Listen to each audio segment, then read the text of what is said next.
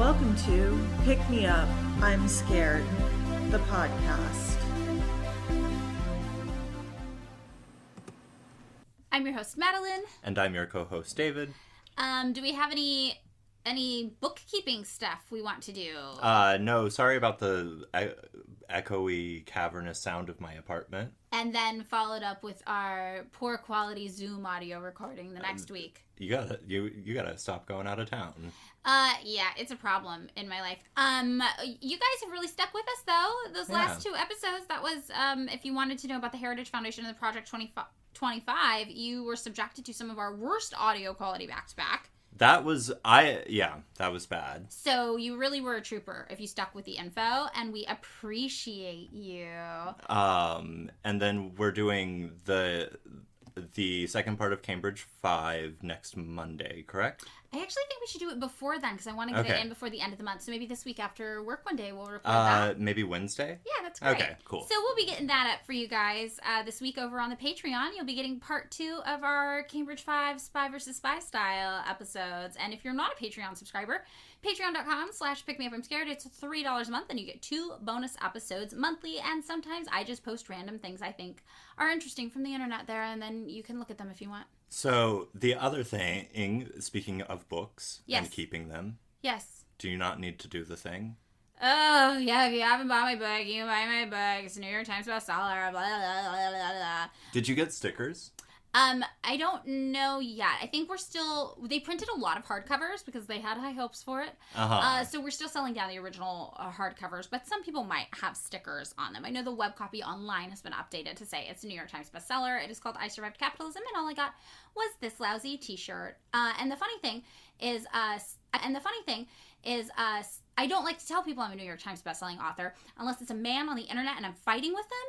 And then they don't believe me. But that's something you're, addicted to, so you probably say it a lot. Yeah, actually, while I was doing the research for this episode that we're about to get into today, I sent David a picture of a medical journal I was reading. And David was like, people have normal hobbies that aren't researching medical journal entries online and fighting with strangers on the internet. And I was like... I think what I said was get regular addictions. Oh, that's what it was, yes. I am on day whatever the fuck of quitting smoking. So you're looking for a new addiction? Well, no. I guess what I'm saying is I miss having addictions that I could indulge in. Got it. A lot. And the fact that you have picked the worst, most boring addictions. Medical journals are very interesting sometimes, and sometimes they contradict each other, and then they get sassy about it, and I feel like you would appreciate that. No, I think that's great, but I'm just saying binge drinking and gambling are right there. It's right there. It's right in front of you. Well, I do buy lotto tickets sometimes. Okay. And I was just in New York, and in New York, they have some of the highest odds of winning something from a lottery that you can have. Oh, really? Yeah, with these 2 particular games. So if you were in New York, you have some of the highest odds of winning something. One of them, I believe, you have a 1 in 5 chance of winning, and the other, I think, it's a 1 in 5.77 chance of winning. And one is called the Take 5, and they do midday and end-of-day draws.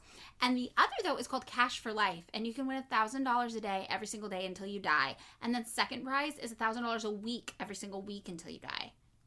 I mean, that sounds great. Yeah, I've told you the guy at Hollywood Star Liquor, the one by my house, believes he has the inside track on winning lotto tickets. I mean, have you asked him? Have you listened?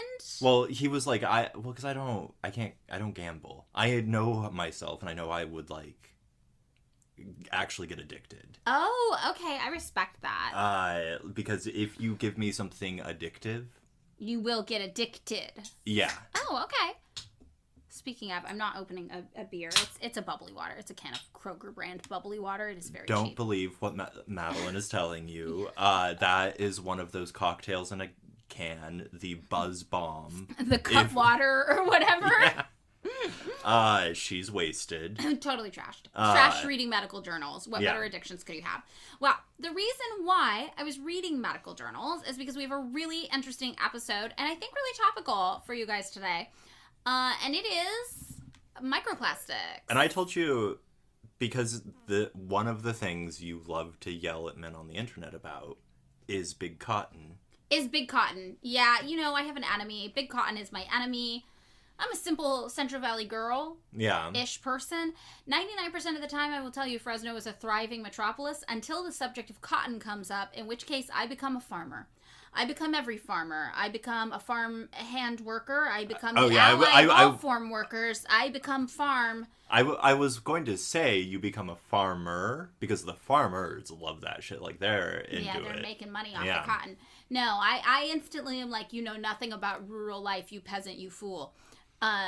So no, but I have a grudge against big cotton. Mm-hmm. For sure. And the big thing that Big Cotton likes to try to sell us on is microplastics in your clothing and all the polyester. Right. They're like, you don't want polyester. Polyester's so bad for you. Haha, it's plastic. And then you're like, hey, cotton, what is added into the agrochemicals used to grow you? And then Cotton's like, nothing's...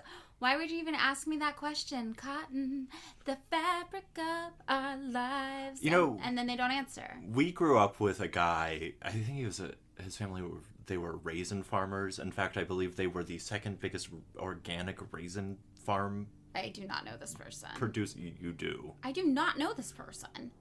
They go to high school with us? No, they drove a Hummer. I do!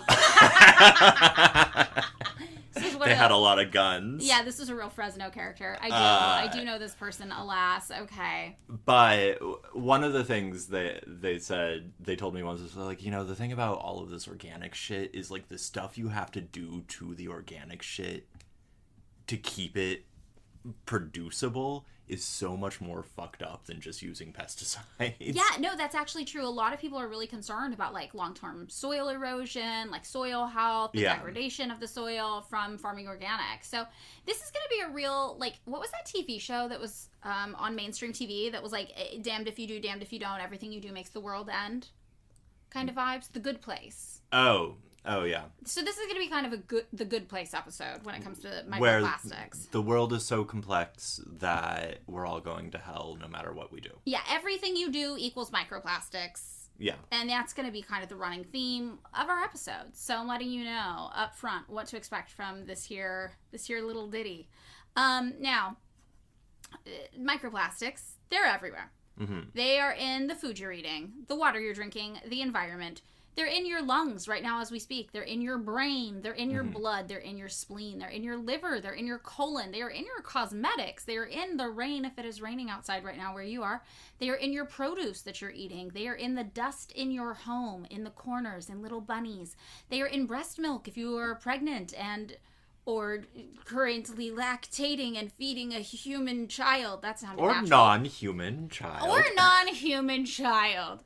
They are in the air we are breathing, and they are even in your balls if you're a person with balls, which David was very shocked to learn because David is not on the internet, so David has not seen the microplastics in the balls memes. Oh, this is a meme? Well, it's a meme based on a recent medical finding that there are indeed microplastics in the balls of every American man who has been tested. That makes... I feel like... I mean, I wasn't so much shocked as I was taken by surprise by it. Yeah. But, I mean, you think about it for a second, you're like, well, I guess if it's in everything else, it's probably in my balls. Why wouldn't it be in my balls? Yeah. They're everywhere. And, we're going to talk about microplastics in extensive detail, including in the balls, in this episode today. Okay, so... David, do you know what microplastics are? They're small plastics. They are microplastics. God, you're so smart. They are tiny fragments of plastic. That is correct. Yeah. There is no kind of formal consensus, right? Like what constitutes a microplastic amongst researchers. They're like, at what size does it become a microplastic? Which materials are considered plastic for the microplastic designation? Nobody can quite agree 100%, but generally speaking, most researchers seem to agree anything smaller than 5 millimeters in size can be considered micro enough, which is pretty big. 5 millimeters is what, like... 5 millimeters. Yeah, how many... Put that in American.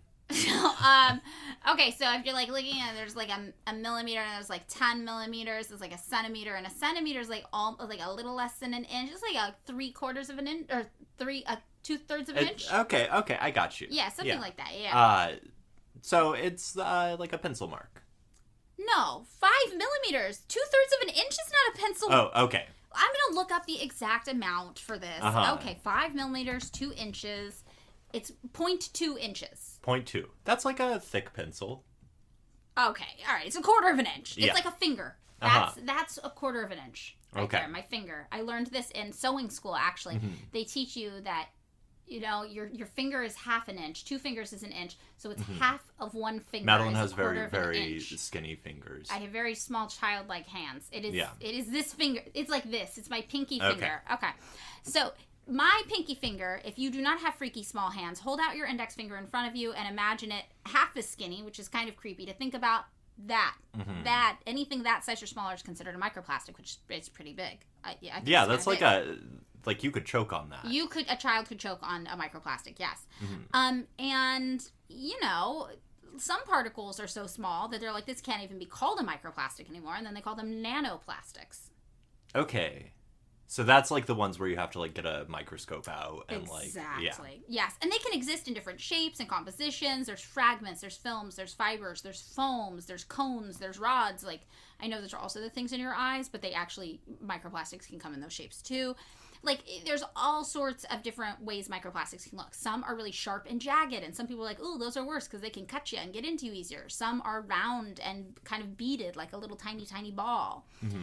And we know that they are synthetic high molecular weight compounds, and they can include a couple of different types of plastics.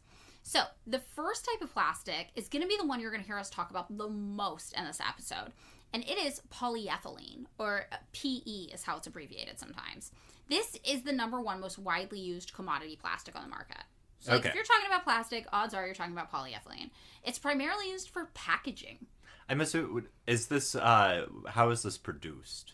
All the plastics are produced pretty much the same way, which is it's a synthetic high molecular compound that's derived from petroleum. Yeah, that's what I was going for. Yeah. Okay. So this stuff is mostly going to be plastic bags or food and drink containers. Okay. So food and drink containers is also something you're going to hear us talk about a lot. And this is the stuff that like is extraordinarily hard to recycle, and like it's got like the number on it that you can't. Yeah, pretty much all plastic is extraordinarily hard to recycle, especially in the United States. Other countries are better at it. Some countries can recycle 60 to 90% of their plastics. In the United States, like we're going to talk about in a little bit, we recycle less than 10% of our plastics. Yeah. So it's not very easy for us to recycle here. So this is the most common type of plastic, polyethylene. And while the ways that we tend to think of it the most frequently are food and drink containers, it's used to make other things as well, which we'll get into. Now, the second type of plastic that a microplastic can be is something called polypropylene, or PP, it's abbreviated to. And this is the second most popular type of plastic in the world, and it's usually a little harder than polyethylene. It's more intense. And it can be used for packaging as well, just like harder packaging, but also automotive purposes, consumer goods like home appliances, children's toys, juice bottles, insulation in your home, and even medical goods. Okay. So the third most popular type of plastic that can be turned into a microplastic is polyvinyl chloride, or PVC. Like the PVC pipes that you get at like the Orchard Supply. Exactly. PVC or vinyl, and it is often used to make pipes. Yes, we had to get my house repiped with the plumbing, and we had PVC pipes put in under my house. Yeah. It's also used to make IV bags, oxygen and dialysis tubes, vegan leathers, electrical cable insulation, flooring, like those linoleum kind of panels, or the faux wood vinyl planks that you see in a lot of houses that have been recently remodeled. You know those? No. It's like not a real wood floor, but it kind of looks like a real wood floor. It's the stupid gray floors. Those are one example of it, but sometimes those are also tile. Okay, I hate those stupid gray floors. Okay, do you remember my old house where we refloored the whole thing ourselves? The one in Glassdale Park? Yes. Yeah. That was vinyl plank flooring. Oh, was it? Yeah. I'm sure It wasn't gray. It looked warm and rich and lovely. the stuff in my apartment, I'm assuming, is probably that stuff. It might be. Yeah. Yes, exactly. So that is this type of, polyvinyl chloride. Also, some signs and records that you listen to, records. Those, that makes sense. PVC. And inflatable products. So if you have pool floaties, that would be PVC. The fourth kind is a little less common, but it is polystyrene. PS it's abbreviated to. That can be a solid or a foam. And sometimes it's sold just like literally you can buy polystyrene sheets for crafting. Oh, this is like the stuff that your stereo comes in, right? Like styrofoam. Yeah. Yeah, so styrofoam is a form of polystyrene, but not all polystyrene is styrofoam. Okay. But that's a great example. It's also used for food containers, rubber tires, carpet backing, surfboards, kitchen countertops, bathtubs, shower enclosures, and boat holes. Boat holes? Yeah, like the hull of a boat. Oh, I'm sorry. I thought you said boat holes, not boat holes. Holes. Do you know? Boat holes. You got to make a face, or I won't Hole, understand. Hole. Madeline is making a very weird face. I'm trying to make a whole face. And the last one that we're going to talk about is polyethylene terephthalate, or PET. This is a lightweight plastic, and this is used to make bottles, food packaging, some clothing, some rugs, some dog beds. Now, this one is interesting because we hear people talk about microplastics in clothing a lot, like in the clothing industry. Yeah. And as we go through this episode, you're actually going to see the key focus is here, what's causing major problems. It's not clothing. It's the first stuff we talked about. Polyethylene and polypropylene, which are, not used to make clothes. And a lot of this kind of drowning in plastic situation we've got ourselves in really comes from packaging products. No, I assume this is like, the thing where they have to, like, they won't give you a straw. You have to ask for one. Mm-hmm. And then it's like, there's a good chance it's going to be that horrible paper straw. Yeah, but then there's the agave sugar straws, which work totally fine. I'm fine with those. They make straws out of it. That sounds... Yeah, and they're really solid and hard, and they don't fall apart when they enter your liquid, and then they biodegrade easily, and nice. Okay, this is great. Okay, that sounds great. They should just have those. No, I like the other thing I always wonder about, because like the cup is plastic. Like the cup is plastic. If you get like an iced coffee, the cup is... What's the straw? At that point, the straw is just Like, what are you? You can't win. No, the cup is plastic. You're totally right. Oh, there is one other type of plastic that's significant in the microplastics world, and that's polyvinyl alcohol, which is water soluble, and it is used primarily in paints. Oh, okay. So if you're a painter, if you're an artist, unless you're doing the thing where you're making your paints like a set, like 16th century, like Florentine Renaissance painter. Yeah. Unless you're crushing up bugs to make those pigments, or only using tea. Yeah. Odds are you're killing the planet too, babe. Everyone's just like killing the planet. Rest of us. Like, there's no moral high ground. Even here. dog beds. Fork, my beloved chaotic dachshund. You're responsible, Fork. Fork is putting microplastics in everyone's balls. Yeah. With those dog beds. Yep. So, however you choose to define them, the microplastics, they're coming about two different ways. They're either intentionally produced as microplastics, made to be super small like this for a reason, usually for a component that's going to get used in something else, or they are generated when larger plastic products are not properly disposed of or treated and begin to break down in the environment. Okay.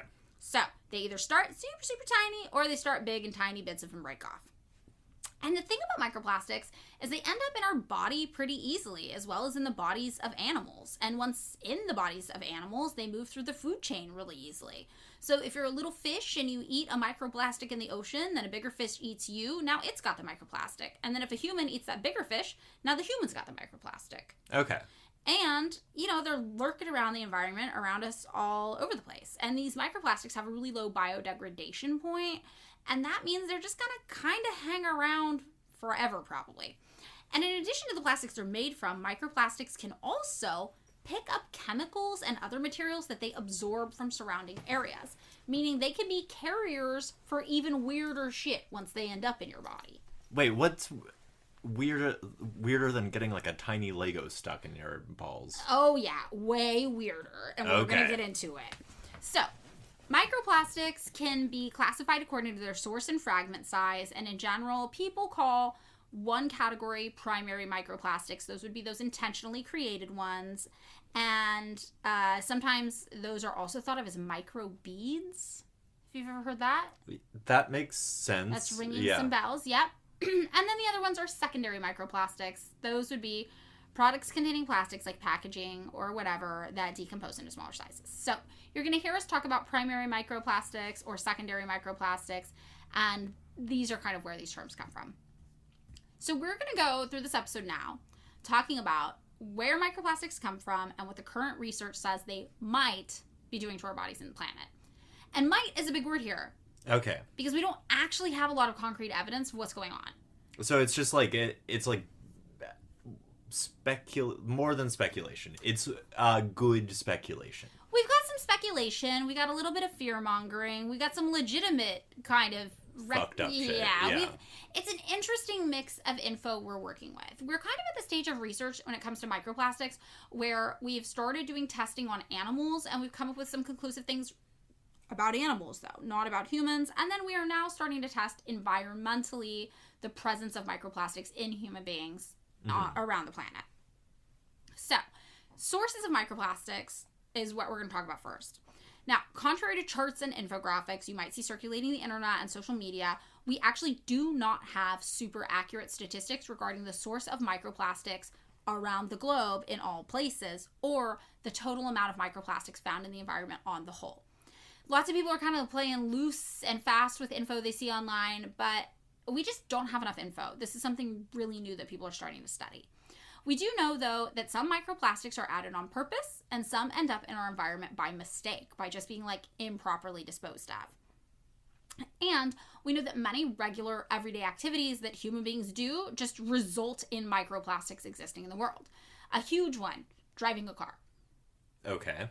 You don't drive a car, David. No, I will say I saw, this is off topic, but I was meaning to tell you, on my way here on the bus, there was a legit old-fashioned crust punk with a cat on his shoulder. On the bus? On the bus. You don't see that anymore. Butt flap and everything. Wow. Nausea patch, the whole 9 yards. One giant-ass dread that was blonde dread coming out of his head. I felt like, I was like, you know what? I'm actually feeling nostalgia for this guy. Yeah. This is I love that. sweet. I love this. But no, I'm on the bus. You're on the bus. You're seeing crust punks with cats on the bus. I love that. Another thing that creates microplastics in the world, painting roads. That's a big one. So, right, when you see the people like with the giant yellow. Remember the paint? Paint. Paint actually is going to factor in a lot more than you would think paint factored into microplastics. I'm assuming that a lot of what's happening is like plastic is durable, right? Yeah. Which is like kind of the reason it's fucked up, because it doesn't degrade easily. But it also lasts a long time. So people use it in a lot of industrial applications where it's like, well, a bunch of cars are going to drive over this and we would like to not have to do this again in like 2 weeks. Exactly. Yeah. Yeah, and that is the thing about plastic. It lasts a really long time, which is great as long as you don't exist in a culture that's bent on over-consuming just for the sake of it and for fun. Yeah. Which we do exist in. Yeah. And that's where it becomes an issue. Also, cleaning your house. You ever do that one, David? You ever clean your house? I did it today. It was fabulous. Yeah, you put microplastics all in the environment. How? They're all up in your cleaning supplies, those microplastics. I put the vinegar and water in a bottle with some... You know what? Maybe not those ones. With some essential oils. But I bet there's other cleaners you're using. That's the one I use. Full of microplastics. That and like the bleach. You know what? Probably not those ones, actually. That is. You ever use like something with like scrubbing bubbles or like some foaming agents or like some like exfoliating kind of scrubby? No, because you know that Roland Barthes article about how, or essay or whatever, about how the foam is just psychological. Yeah. So I like, to me, I'm like, you put the vinegar in the water and like the like lavender oil in like a bottle, and you clean with that. And then bleach and water and another bottle and all the things that are white, you clean with that. Okay, yeah. I mean, I used to be like really into Clorox for everything. But I'm pretty sure one time I mixed Clorox and bleach together and it created like a chemical, like a dangerous chemical. Oh, I thought, for some reason I thought Clorox was bleach. No, it's like the powder. Yeah. Yeah. I think it's called Clorox. No, I there's the other stuff that like is in like Windex or whatever that if you like with bleach. Well, you know what? There's a good chance maybe you and I are not cleaning our houses and releasing microplastics, because there was some legislation California passed about this around 2014 to 2016, someone in there. So before that, we might have been. But after that, we would not have been. So that makes sense. Also, washing your clothes and bedding. Sometimes your laundry detergents have intentionally added microplastics in them. I mean, as like like an abrasive agent, I'm assuming. Exactly. That's why they're used in the cleaning supplies sometimes too. Yeah. To help scrub. But even sometimes if you don't have that in there and you just have things that have some synthetic fibers in them. Yeah, I wear Dickies. Yeah. Ships. If you are a ship, like a boat, just existing. Somewhat famously, that is me. Yeah, you. Known ship. Known ship. Yeah, just existing in the world. Yeah. Microplastics everywhere. If maybe you are growing food for people to eat. Or you are a person eating food. No, I mean, there's no moral high ground, no. Right? Like, it's in the pesticides, it's in everything. So, if you are a human just doing human things in the world, yeah, microplastics, you are a source of microplastics. Yeah. But also, if you are a business existing in the world, you are a source of microplastics. And life wasn't always like this. Like, plastic wasn't always so integral to the way that human beings existed on the planet, obviously. Plastic wasn't even invented until 1907.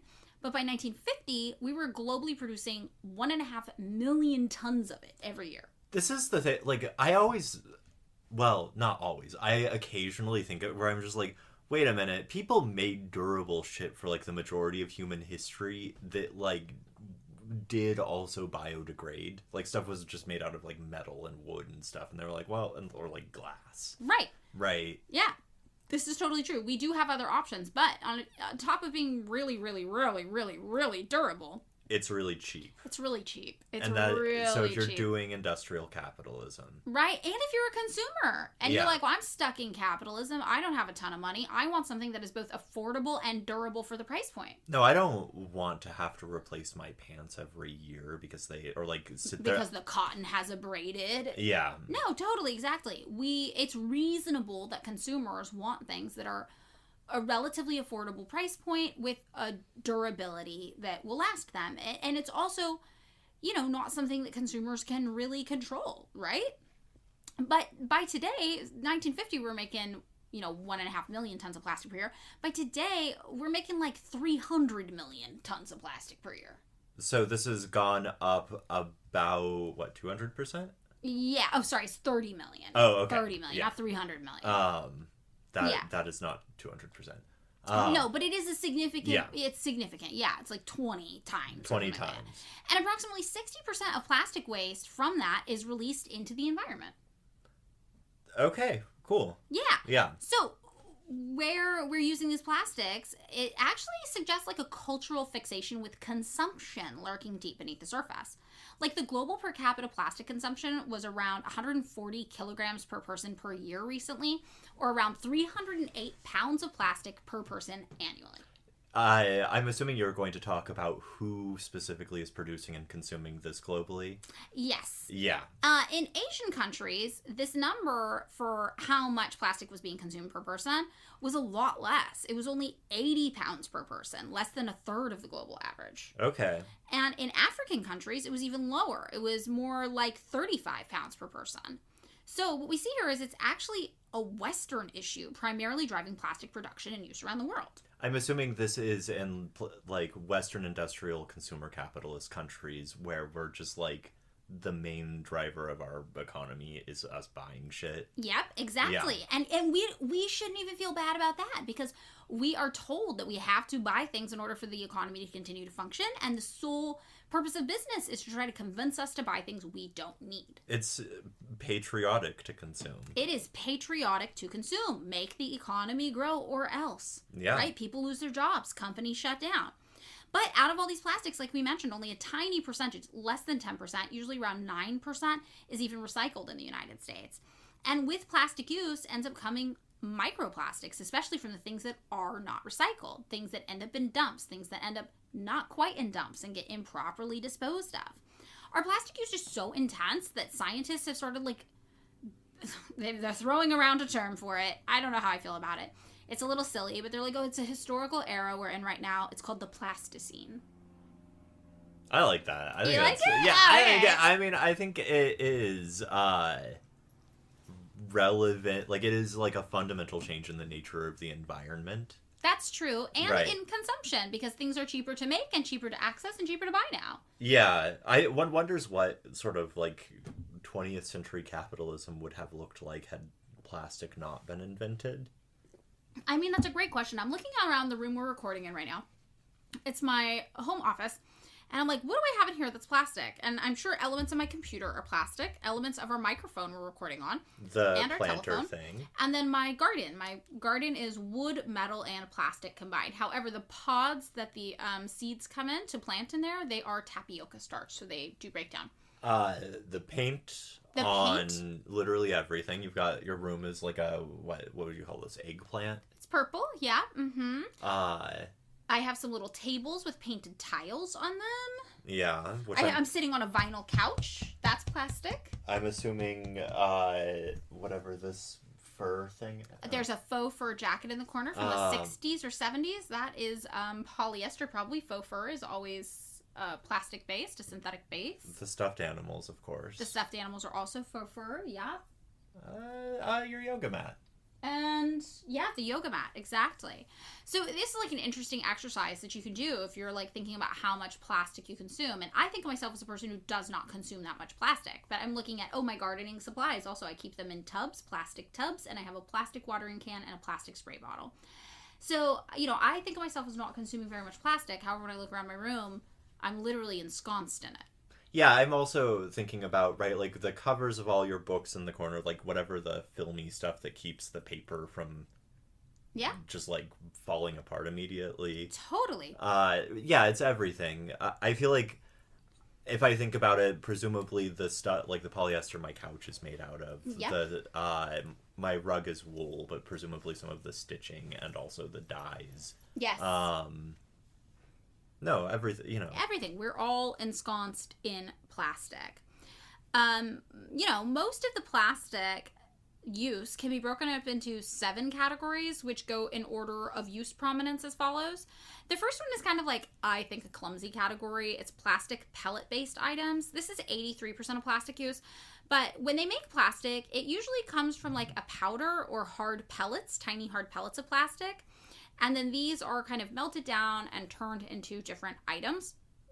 But the types of items can be so varied, like plastic bottles, plastic containers, plastic bags, plastic films, plastic products of any kind.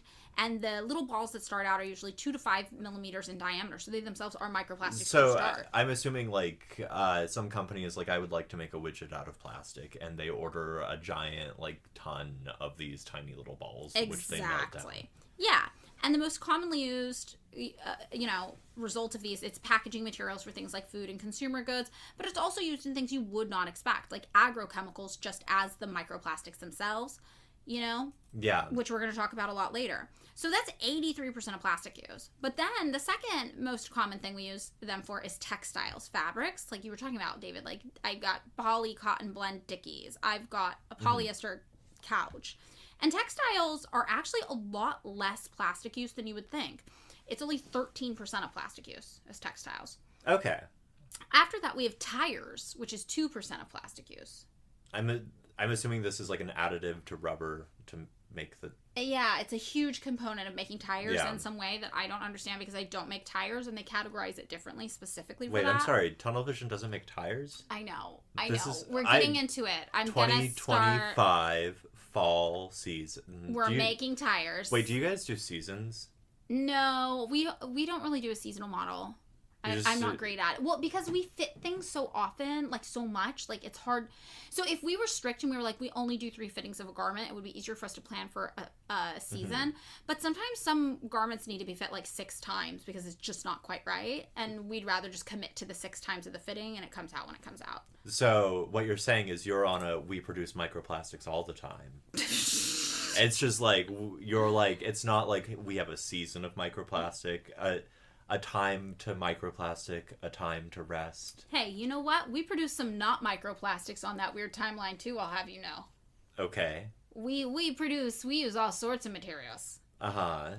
We're mixing them all. The baby kitten fur dress. Yes, we are making dresses out of the fur of freshly skinned baby kittens. Yeah. Is exactly what I'm saying, David. Yes. I'm Cruella de Vil. I'm killing puppies and I'm turning their coats into beautiful fur jackets.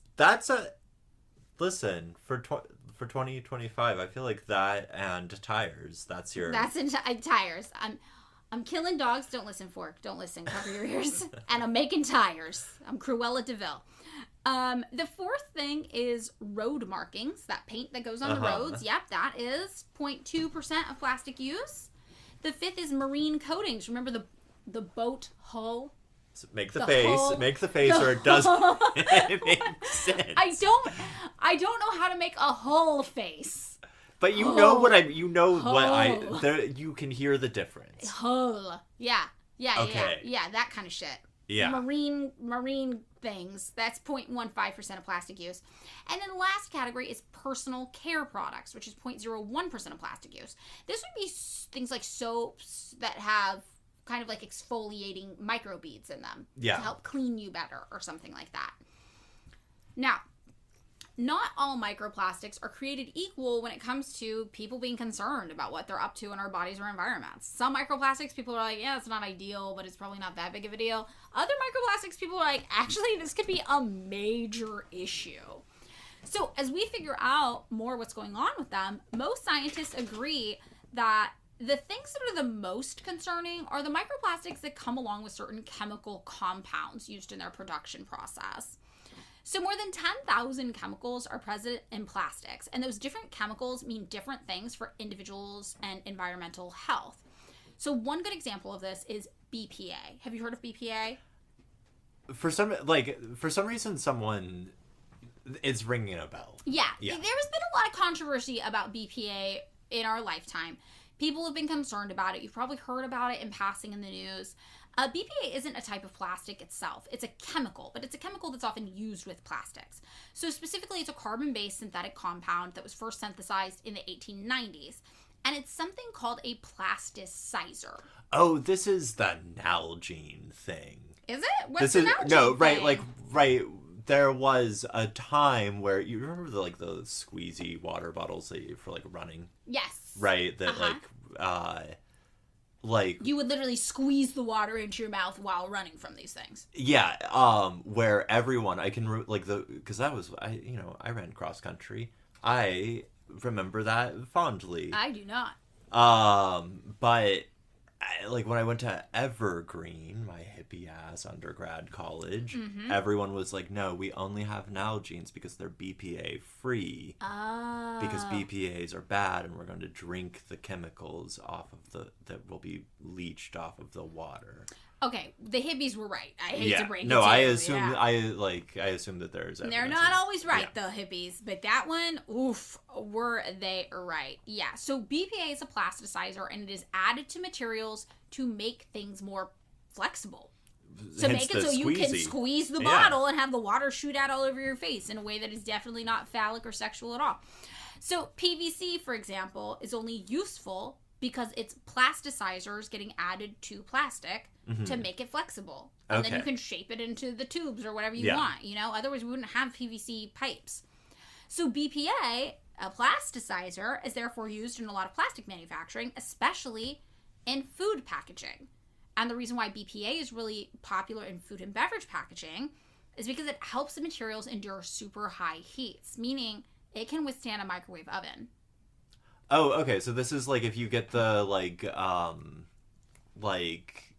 pad thai whatever thing from the supermarket, and it's like a microwave meal inside of plastic. Yeah, if the plastic is microwave safe, chances are BPA might have been involved in that. Yeah. It's also used in protective coatings that help extend the shelf life of food and beverage products, even if they're not in plastics. Even if they're in cans, sometimes they use it, but in plastic items as well. So BPA has this track record of being used in a lot of plastic food packaging, including water bottles, and food containers. But BPA is also unstable in plastic products, which makes it prone to, like your hippie classmate said at Evergreen, leaching the plastic everywhere. Yeah. And this leads to this really high prevalence, relatively speaking, of plastic leaching in water. So, in the early 1930s, BPA was also discovered to be, I don't even want to say it because estrogenic. Like estrogen. Like you're forcibly feminizing people with your BPA. Oh, so this is the soy thing. Do you remember? Yes, the soy boy thing. Your BPA, yes. This led the General Court of the EU to call it a substance of serious concern for its hormonal disrupting properties on the human body. BPA has also been associated with cardiovascular disease, reproductive disorders, and breast cancer. So the contamination of food from BPA was actually estimated to be responsible for over 33,000 cases of newly incident coronary heart disease in 2008 alone. That seems like something that should be regulated. It's heavily regulated. It's like a controlled substance kind of thing, right? It is increasingly regulated in different places. It depends on where you are on the planet, though. So, yeah, BPA is this constituent monomer of polycarbonate plastic and also used as an additive to some plastics. And the leaching of BPA from commercial plastic products and dumped plastics also can occur just in the environment. Okay. So, not everywhere has banned BPA. And you have BPA just out in the environment leaching plastic into the water, and the water doesn't understand that we created stupid fucking countries with different fucking rules, and the water's just like, I'm flowing. I'm going everywhere, man. Presumably the PVC pipes under your house. They use a plasticizer, but not BPA. Okay. So, but, you know, that's just an example of what plasticizers do that people would be familiar with. But let's say you're somewhere where BPA is legal and you get your little BPA water bottle and you're like, I'm not going to throw this away properly. Or maybe you make a mistake. You leave it on the roof of your car and you drive off and then it fell off on the highway and then it rolled into a waterway and then it sat there undiscovered and leached plastic particulates into this, like, creek or something, and then the creek flowed out into the ocean, and the ocean did what the ocean does, and it got flowed into the digestive tract of an ahi tuna. And then you ate that ahi tuna at sushi. Yeah, with my extraordinarily picky friend who did not appreciate the sushi experience you tried to take them to recently. Which I was very frustrated with because you can say I don't like sushi. Yeah, that's true. That is something you are allowed to say. You are allowed to tell people you don't like sushi. But as a vegan of over a decade, I will say, sushi might be the only thing I miss. There's a place in Little Tokyo that they've got a great lunch special. I do the vegan sushi. It's not the same, but I do it. This is not that. No, they're not going to have a little cucumber maki. I will say, you could have the miso soup. It's not sushi. Yeah. Yeah. But no, this is an example of how this could be an issue. So microplastics contaminated with BPA might be a more significant issue than microplastics that aren't, for example. Yeah. Another example, is it actually a different plasticizer, would be phthalates. Have you heard of these? No, that one. Okay, so it's spelled Phthalates, like a Greek philosopher. Phthalates. Sure. But phthalates. Okay. Is that not how you would pronounce that? No. How would you pronounce it? Phthalates. Oh, okay. Whatever. I think Phthalates sounds way more elegant, personally speaking. So, phthalates are another example of a plasticizer. Like BPA, it's a different kind of plasticizer, though. It's the largest class of synthetic chemicals in the world when you're talking about production volume, and many phthalates are documented oh god, this is going to be a word I've been saying weird my whole life, and I'm just realizing it. Endocrine? Do you say endocrine? That's what I say. Is that not how it's said? I have been saying endocrine or endocrine often on my whole life and in my head, and I've never said it out loud till now. Listen, the thing is, I don't know that I'm right. I am probably wrong. I've always said endocrine. That's probably right. Everybody has a better instinct with pronunciation than me. All right, we're looking up the pronunciation before I go on and embarrass myself. Okay, let's listen to her. Endocrine. See? You were right. Endocrine.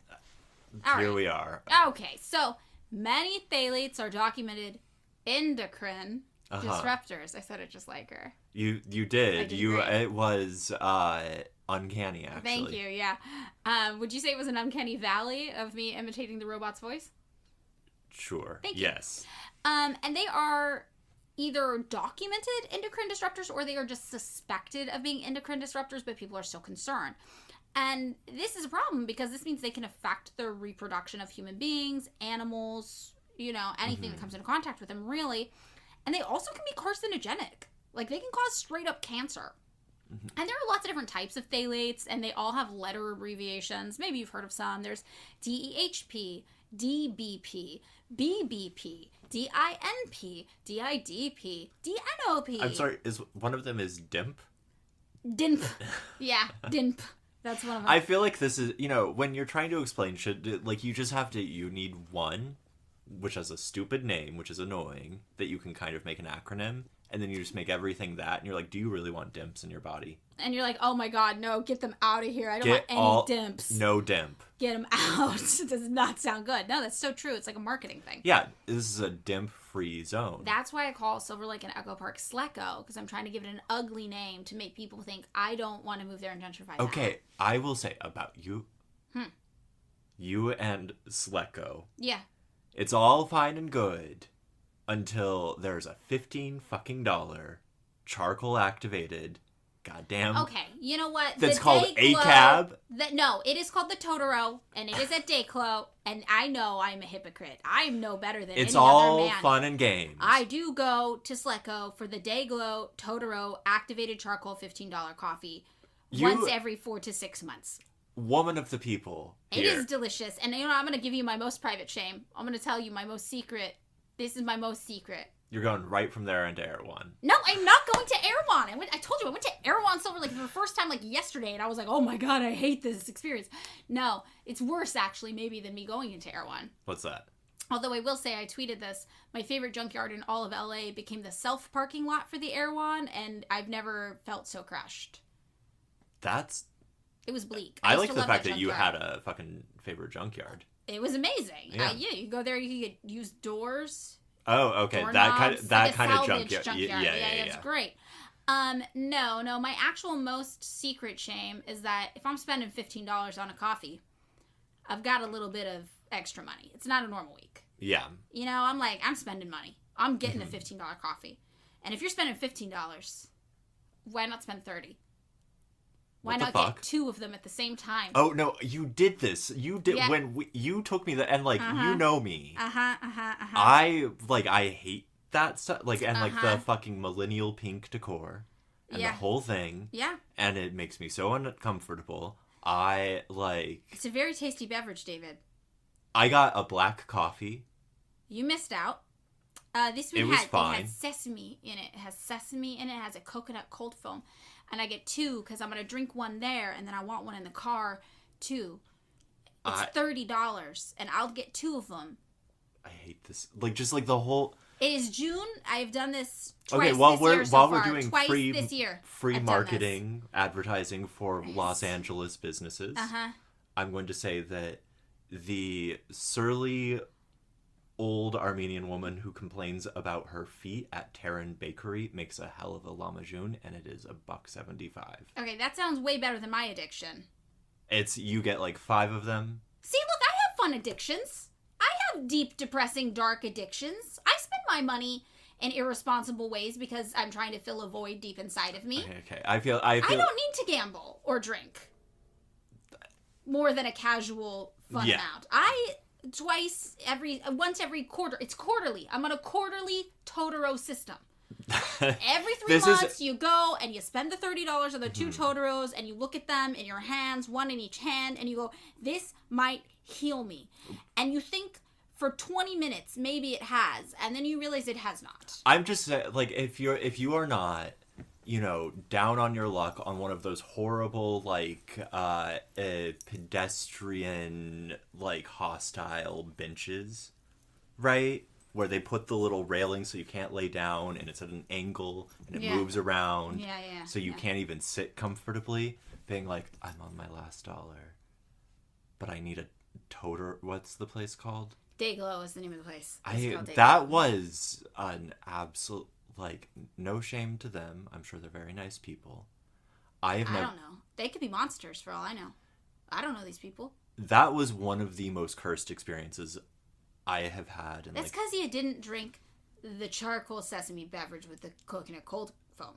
I've never felt more out of place in a place. Well, I'm going to tell you something that's maybe the meanest thing I've ever told you. You looked perfectly in place there, David. No, I know that. In my soul, I'm aware of what I look like. I have mirrors with microplastics in them. Mm-hmm. Full of them. You're probably giving yourself microplastics somehow looking at yourself in the mirror. that is presumably my main way of consuming microplastics. It's just like a visual bounce back. Yeah, it's now coating my eyeballs. Yeah. Phthalates all over. Anyway, fucking phthalates. I can't believe I shared with you guys my $30 quarterly coffee. That's so that is actually shameful. I mean, I think it brings me joy in a way I would want $30 spent on coffee to bring me joy, however fleeting. You know, I realized that I can buy coffee in bulk from the Ralphs, and I buy. Yeah, I used to make my own cold brew for a really long time. I'm a Mr. Coffee man. Yeah. You know, phthalates in that. We've all got our shit. Yeah. You spend money on shit I wouldn't spend money on. Yeah, no, wine. You're drinking wine. I'm drinking the bougiest, dumbest, the Totoro of wine. The Totoro of wine. Yeah. Come on. I've had one drink of wine in my life, and I said, this is disgusting. Never again. Yeah, and it's the wine I'm drinking, they're calling it funky. No! Unfortunately, I think the Totoro coffee, it is funky as well. Yeah. Okay, so, whatever. We got all these phthalates. They got all these names like DIMP. David's drinking the DIMP of wine. I'm drinking the DIMP of coffee over here. We're all fucking shameful, disgusting human beings. Yeah. And yeah, some of these different types of phthalates, though, have been banned. They've been regulated because of these different health concerns. Like DEHP, that's one of the different types of phthalates. That's classified as toxic. DBP is well documented as having toxic effects on reproduction, as well as prenatal and postnatal development in animals. It is also categorized as toxic. And it has a special designation of dangerous for the environment. That's a designation that these chemicals can have. DBP and DEP are the most widely used phthalates still, though, in medicinal products, but toxicological effects have been observed in animals. In the EU, some phthalates have been banned from childcare articles, but, like, only ones that are, like, usually childcare things that go in people's mouths. Oh, okay. Like a binky or something. Or like a pacifier. Yeah, it's a binky. Yes, I understand that. You just won't say binky? I was a nanny for many years. You never said binky. No, in fact, I was reading at the time when I was a nanny, The Descent of Alette, which is a long form poem about going to a hell full of owl people. Oh, right. Feels normal thing to read. And the punishment for one of my charges, when they would throw their pacifiers on the floor from their high table, was that I would read them one of the poems and not give them back their pacifier. Until it was done. Wow, did this work? How old were these children? Like 2. Did they learn this? Did they understand the cause and effect of what was happening? Yeah, no, I would explain it to them. I would be like, listen. Does a 2-year-old really intellectualize that? How much does a 2-year-old understanding about this process? I know some of those kids now as, like, they're, like, preteens. Uh-huh. They have fun. Did they remember the owl poems? No, they don't remember the owl poems, but they, like... I'm asking genuinely. I don't spend much time around kids. It was fun. Like, they liked me. I think they just came to like the poems. Oh. Like, as, like, 2 years... Like, or, like, not... Like, they were like, oh, this is a fun game. I throw the binky pacifier. And then you get a poem. And then you get a poem. Okay. And then you get the binky back. Okay. Yeah, well, the binky potentially had... Probably no phthalates. That's regulated. It's regulated some places. But the EU has regulated them. I'm not sure if the United States has regulated these phthalates. There's different ones. There's a lot of different rules. Dimps are probably all up in there. We probably got dimps all up in the binkies. These phthalates are still often present in certain plastics, especially in polyvinyl chloride, polyvinyl acetate, and polyurethanes. So microplastics with phthalates might be, for example, of particular concern for people on the planet if they end up just out in the environment doing their thing. There's also mounting evidence to suggest that microplastics magnify the potency of other toxicant exposures. So let's say you've got like cadmium poisoning somewhere, And then there's a microplastic, and then you've got now microplastics in your body and cadmium. You got extra cadmium poisoning. So it's like you're a little too drunk, you take a hit of weed. And you're fucking on the floor. Fucked. Yeah, you're fucked. You can't walk. You're going to the bathroom holding the wall. This is the crossfade of chemical toxicity. Cool. Got it. It's not great. It's not fun. Yeah. So this has been confirmed not in humans, but in fruit flies and in mice. That's of particular concern to me because in addition to being a ship, I am also a fruit fly. Yeah, you contain multitudes. I know that about you. Still, other microplastics might carry, for example, just for funsies, maybe, antibiotic-resistant bacteria that might end up in your body now because they were on the microplastic and the microplastic ended up in you. So that's a fun thing. Or other pathogens, not just an antibiotic-resistant bacteria, maybe something else. They're on the surface, and it gets in you, and now, boom, you got it. So what happens if you get, for example, a microplastic in your body? In your balls. Your balls deep in microplastics. What does this mean? How afraid should you be? What is happening in your body if we're all so full of microplastics all the time? Yeah. Well, good news. Microplastics under 100 nanometers in size can reach pretty much any organ after entering your body. Cool. Yeah, pretty cool. So it gets in you, it's everywhere. So it's in the bloodstream, it's getting in your liver, it's getting in your kidneys, it's getting in your brain. Uh-huh. You're just all full of microplastics. That's how you get a smooth brain, right? Brain is just microplastic coated brain. Yeah. Yeah, exactly. That's what makes it smooth. No, it's like our parents had lead poisoning. Yeah. We have microplastics. One wonders what Gen Alpha. What they're That's a really good one. We don't know yet. Yeah. We've yet to discover We need to create something poisonous and endemic to the entire economy. This is really how supervillain origin stories they go. Yeah. Just a deep-seated generational hatred for their children, Gen Alpha. David wants to poison your children, comma, he also has an extensive resume as a child care provider. And I read poems to kids about it's not all bad. Owls in hell. Owl people in hell. Mm-hmm. It's been a long time since I've read Descent of the Valet. I don't think that is an accurate description of... I feel like I'm never going to learn anything else about it, so that's all I'm ever going to know in my head about it. Okay, that's good. So nobody really knows what happens for certain after the microplastics enter your body and potentially spread to every single organ and all throughout you. But we have a bunch of ideas about what could be happening. So, Bernardo Lemos, who's an adjunct professor of environmental epigenetics at the Harvard T.H. Chan School of Public Health, says there are so many unknowns, but we are seeing more data that suggests microplastics affect human biology. Okay. So we're thinking probably it's fucked. It's not good. It's not good. So it's not like, oh, we're all going to become like weird mutant people who have microplastic powers. No, it's not going to be like a fun development. I think it's going to be a straight up bad time for all of us. Have you ever noticed that there are never good developments like this? No, we never get like mutant superpowers. It's never like something cool where it's like, hey, like the microplastics fixed your vision. I mean, like that Cronenberg movie just came out, and I think it was about microplastics making people superheroes. Wait, there's a new Cronenberg movie? I mean, it was like, I'm going to look it up. Hold on, let's see what this Cronenberg plastic movie. What was this called? Crimes of the Future, 2022. Okay, I liked it. I'll find I recommend it. It was streaming on Canopy if you have the public library streaming service. I love a Canopy. Yeah, it was on there for a while. Crimes of the Future, it's really good. And relevant to, our episode. Maybe we'll share the trailer on our Patreon. Hell yeah. That'd be nice. So, we're going to start about what we think this is doing in the body. And we're going to start with the balls. We got to start with the balls. The heart of the body. The body.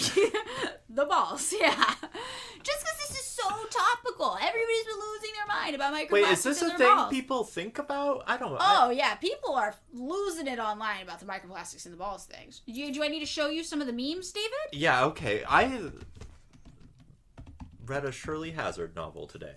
Okay. Here are some memes. There was one that was better than these ones. This one says microplastics in your balls is a good thing. This one says microplastics are stored in the balls. Many of them actually say that. This one is a skeleton with red eyes making a claw hand with fangs, and it says microplastics in cum. You mean the pulp?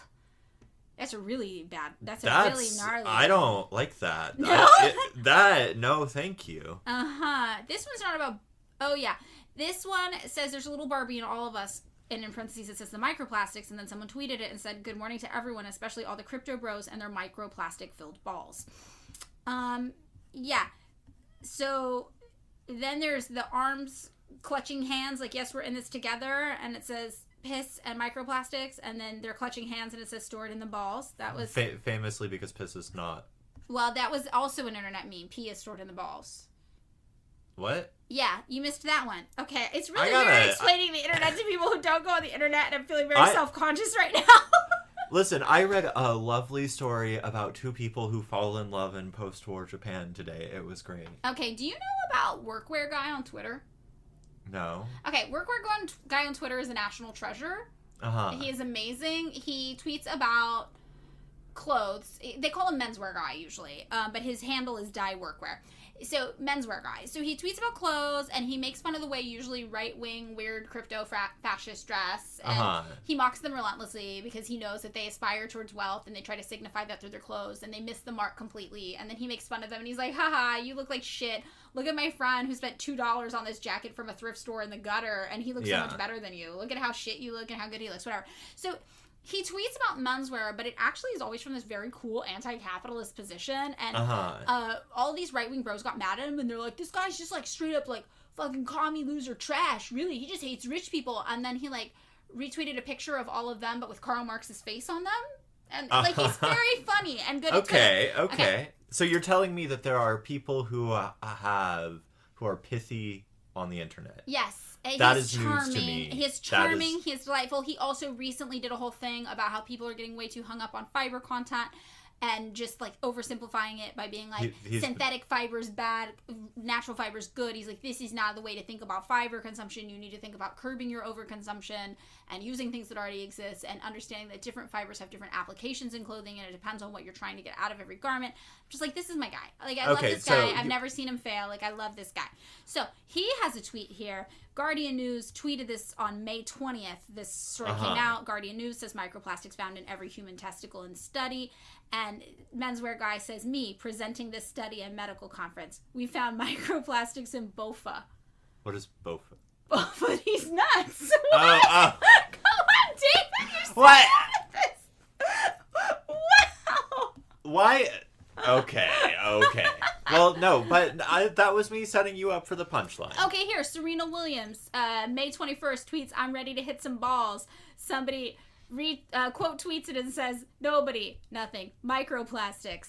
I'm ready to hit some balls. Yeah. The internet had a field day with the microplastics in the balls. And it's worrisome for... nothing like people with balls, I think. Well, let's talk about it. We're gonna talk about it. We're gonna talk about the balls. Should I be concerned? I would. Okay. Yeah. Okay. Let's listen. All right. I'm gonna get cancer, aren't I?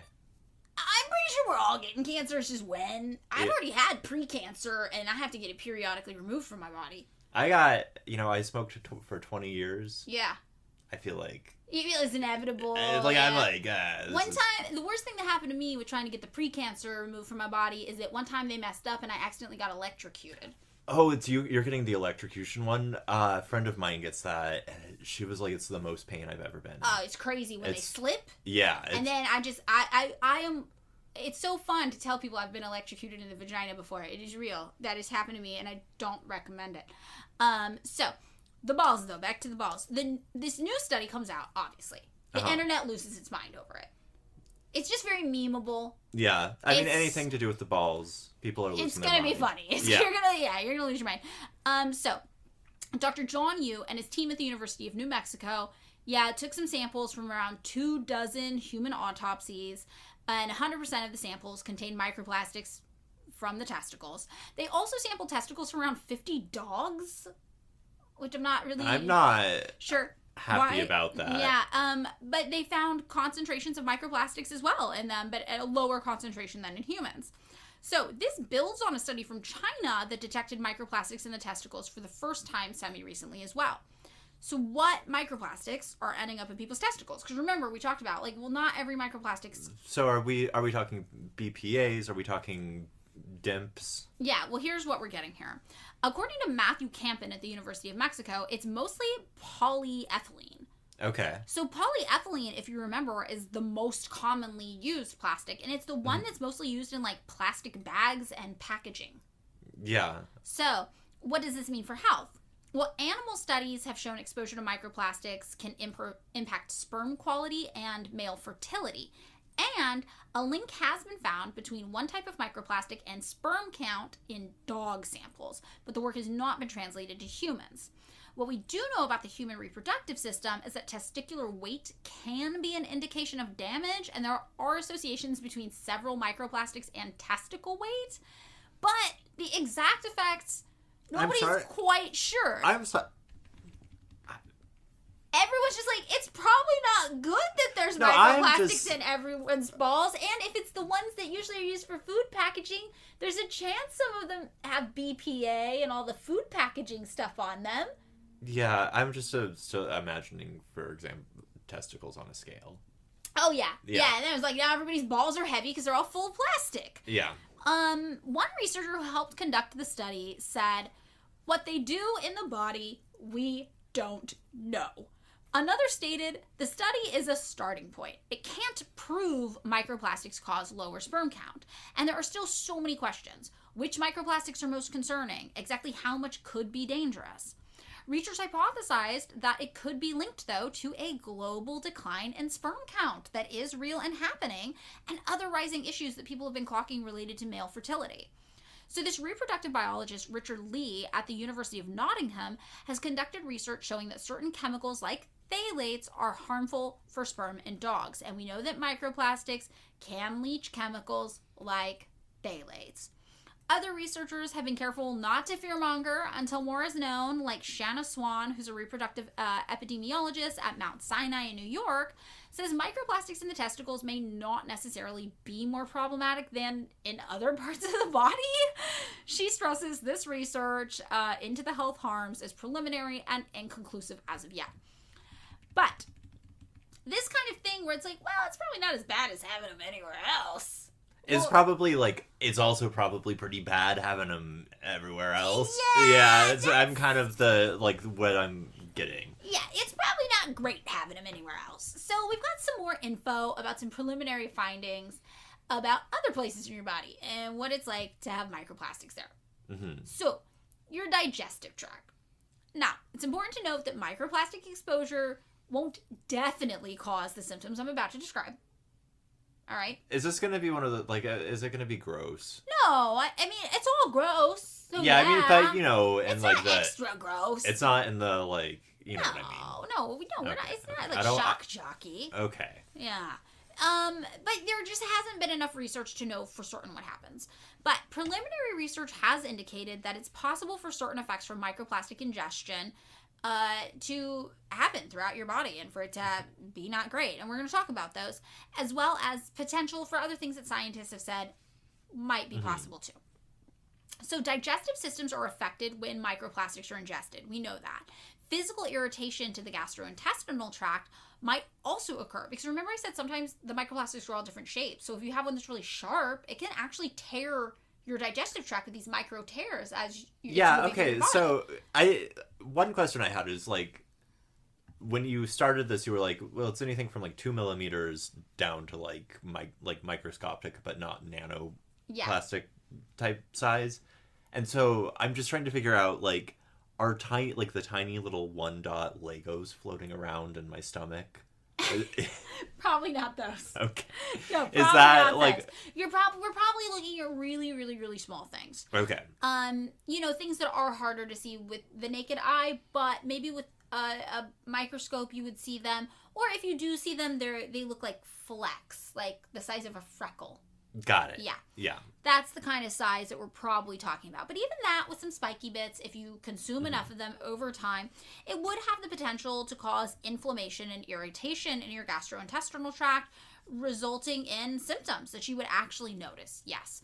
Like, it might also be able to cause changes in your intestinal microbiome, which would result in an imbalance between, like, the good bacteria, the bad bacteria in your body, which could lead to any various amounts of gastrointestinal symptoms like abdominal pain, bloating, changes in your bowel habits.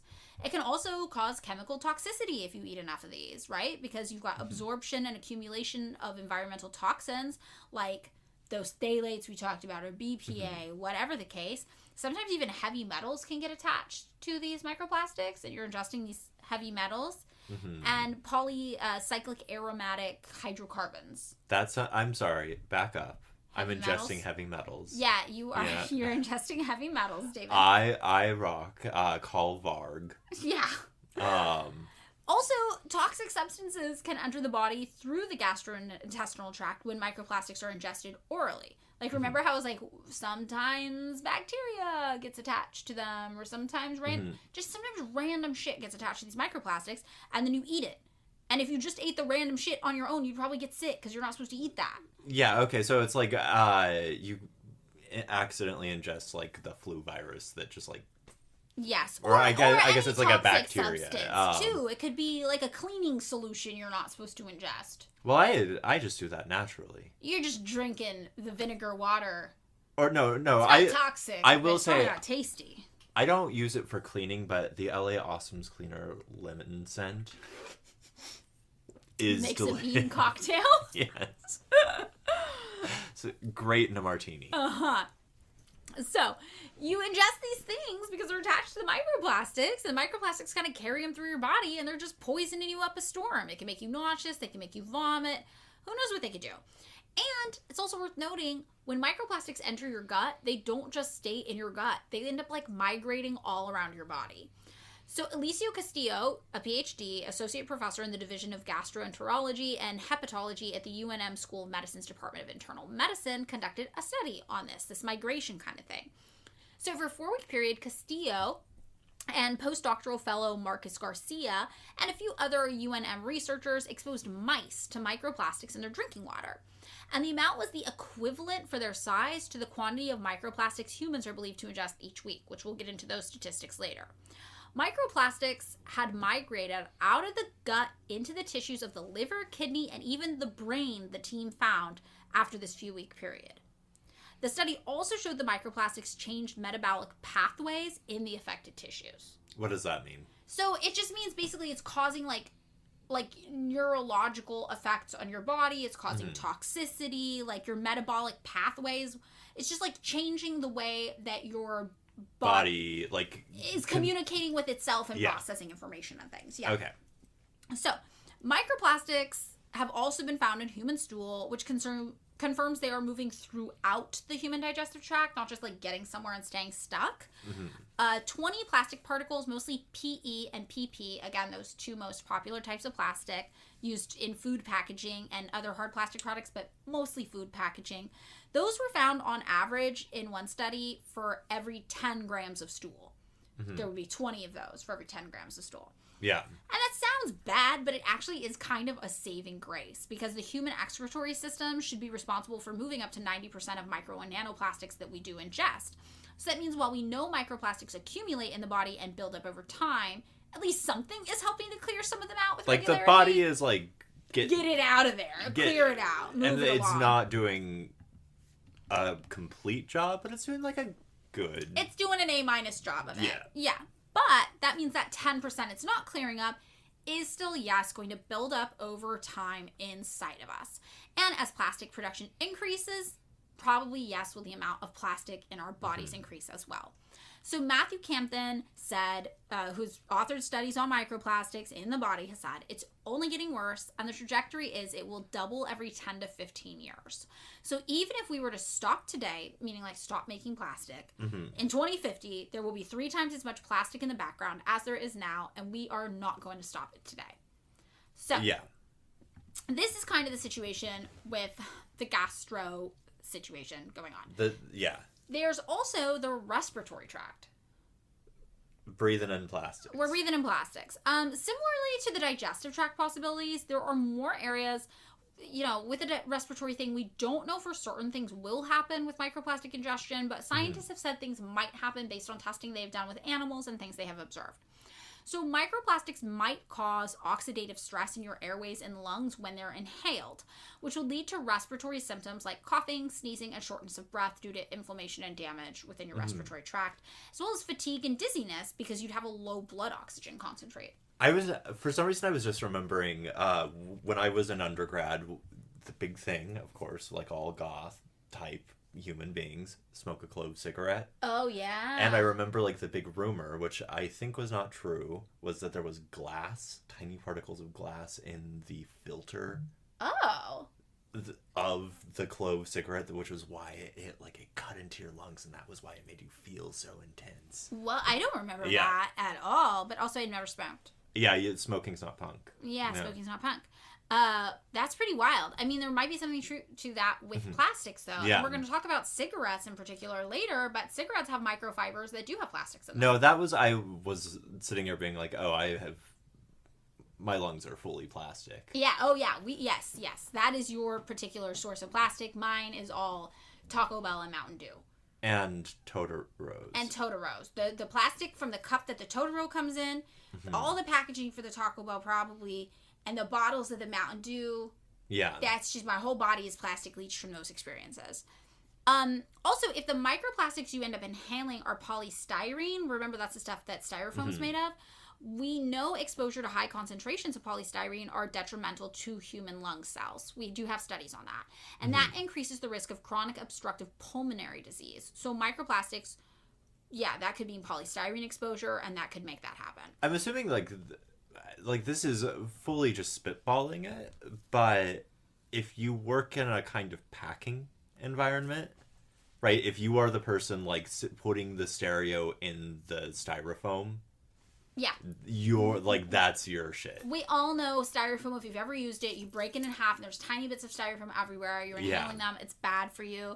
And the results will be something like asthma-like reactions. Like, you'll end up basically with asthma from this. Now, something we do know for certain that is not speculation, a recent study showed that nano-sized plastics were associated with mitochondrial damage in human respiratory cells. And since human lungs have very thin tissue, nanoparticles, we know, can penetrate from the respiratory tract into the bloodstream. So just like in your gut, it's moving around, the nanoparticles are moving around. From your lungs, if you inhale it, it's also able to move around throughout the rest of your body. Polystyrene particles the size of 50 nanometers have led to genotoxic and cytotoxic effects, which basically just means cancer-causing and cell-killing effects in your body. So these things can go through your body, cause cancer, and kill your good cells. Now, we have also some information about the endocrine system, right? Endocrine disrupting chemicals are called EDCs. And they're substances that are exogenous to the human or animal organism, right? Like, they're not part of us, but they do have hormonal activity that, if it interacts with us in the right way, could alter the homeostasis of the endocrine system and affect our hormones in our body. Okay. And our hormones control a lot in our body. They're important.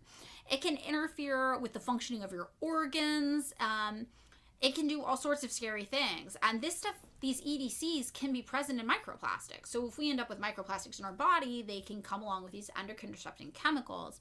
And recent science has associated EDCs with various diseases and conditions like breast, prostate, or testy cancer, reproductive problems like infertility, metabolic disorders like diabetes, asthma, and neurodevelopmental conditions like learning disorders. Yeah. So all of this can come if you potentially, again, not that. Yeah, I'm getting a lot of, like, we don't have a lot of information vibe. So a lot of this, we have information, and, like, we've witnessed this in animals, or we know if A happens, B can happen, and we know B exists in this place and A exists in this place. Yeah. So a lot, again, all of this is very preliminary. So, you know, I don't want everybody to, like, be freaked out and think these things are definitely happening. Some things we definitely know about. The rest, scientists are like, this is probably the case, but it's just a hypothesis at this place and time based on current research and data we have. But all the hypotheses, and, like, the ones where they're like, people who are in a position to know and make hypotheses, the hypotheses they're making are generally speaking bad.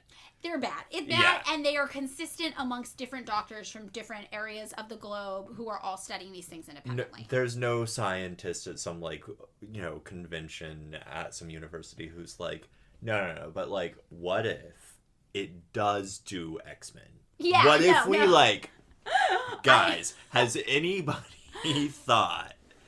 We need more microplastics. No, I have not seen any report from a doctor that's like, what if they're good actually? I don't know, just spitballing. This is like because you know how, like, once it became, like, really apparent that, like, you couldn't really do climate change denial. Yeah. Right? And then they were like, no, it's going to be sick. We're going to mine water from icebergs. Yeah. We don't have those guys in this right now. Like, I feel like Heritage Foundation, get on it. Yeah, this is a real opportunity for the Heritage Foundation to do a positive spin on microplastics. Capitalism has given us the gift of microplastics. We're all going to be X-Men. We're going to last forever. What's the guy with the visor?